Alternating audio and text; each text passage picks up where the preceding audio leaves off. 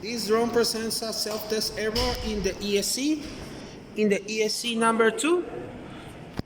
Here we can see in this self-test error, ESC number 2, but the ESC is turning on. So when we have this problem,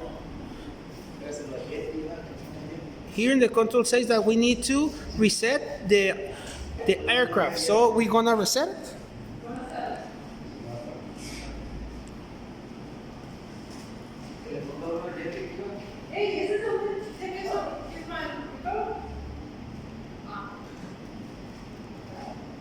Now we're gonna turn again the drone.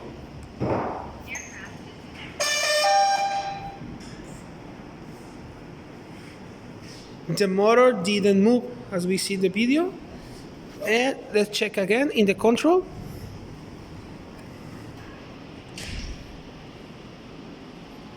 Se ha quedado sin pesticida.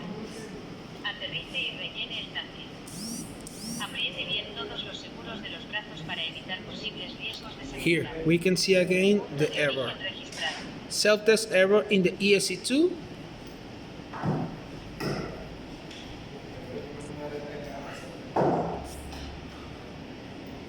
Here it is. Self-test error in the ESC2.